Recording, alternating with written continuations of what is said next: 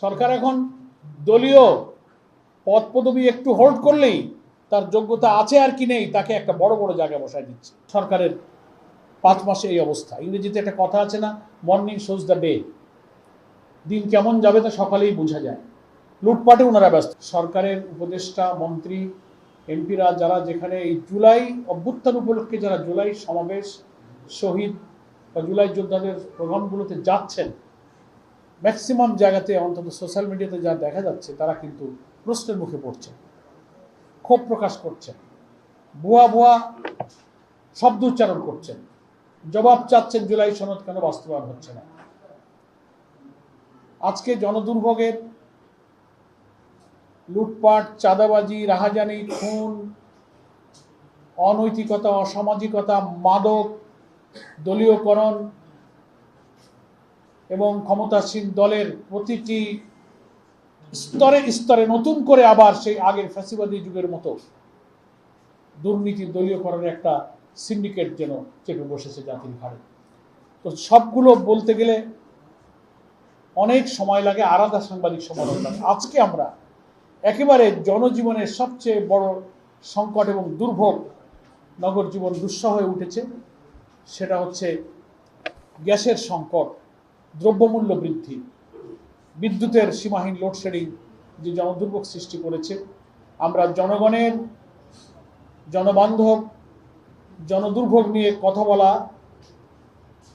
একটি রাজনৈতিক দল হিসেবে বাংলাদেশ জামাত ইসলামী মনে করি জনগণের জীবনের সঙ্গে প্রতিদিনের জীবন জিজ্ঞাসার মুখে যে জনগণ এবং রাজনৈতিক দল হিসেবে আমরা মুখোমুখি হচ্ছি, সে সম্পর্কে জামাত ইসলামের প্রতিক্রিয়া, সরকারের কাছে আমাদের যে দাবি এবং বক্তব্য, সেটা তুলে ধরা এখন সময়ের দাবি। এই জন্য আমরা আজকে প্রধানত গ্যাস সংকট, দ্রব্যমূল্য, বিদ্যুৎ, নিত্য প্রয়োজনীয় দ্রব্যমূল্য সম্পর্কে আমরা কয়েকটি কথা আপনাদের মাধ্যমে গোটা দেশবাসী এবং সরকারের কাছে পেশ করছি। পয়লা কথা হলো যে বর্তমানে গ্যাস সংকটটা কিন্তু খুব ভয়াবহ অবস্থার মুখোমুখি হয়েছে।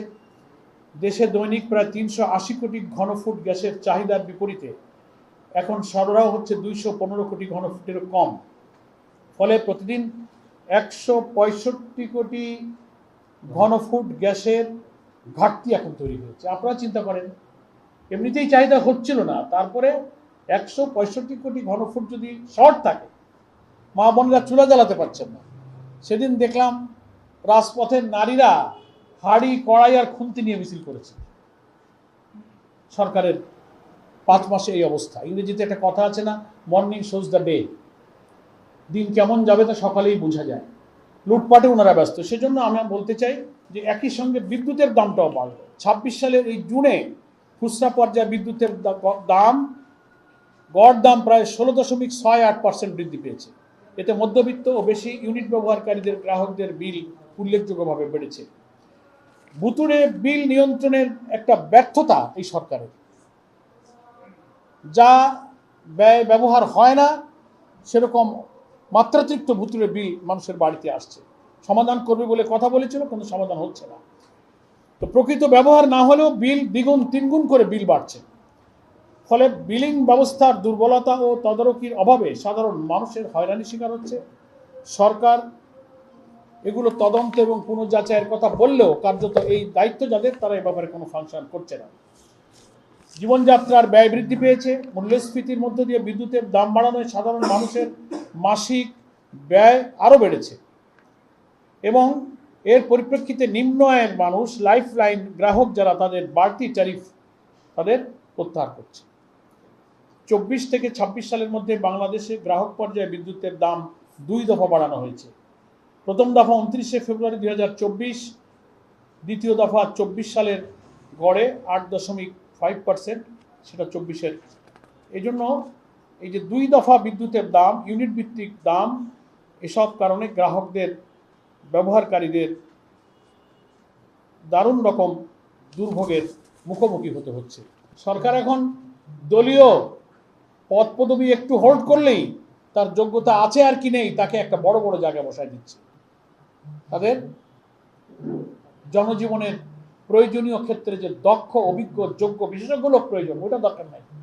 ছাত্র দলের নেতা ছিল, দিয়ে দাও অমুক জায়গায় ডেপুটি ডাইরেক্টর। বিএনপির অমুক কমিটির নেতা ছিল, দিয়ে দাও অমুক জায়গার সচিব। তো এরা তো বিএনপির পারপাস সার্ভ করবে, জনগণের পারপাস এরা সার্ভ করবে না। জনগণের গ্যাসের সংকট, বিদ্যুৎ আর দ্রব্যমূল্যের চিন্তা হবে। এই জন্য আমি মনে করি এই দলীয়করণের সর্বনাশা পথে হেঁটে আবার ফ্যাসিবাদের সেই পথ যেন বর্তমান সরকার না ধরে, সেখান থেকে ফিরে এসে জনগণের দুঃখ কষ্টের দিকে নজর দেন।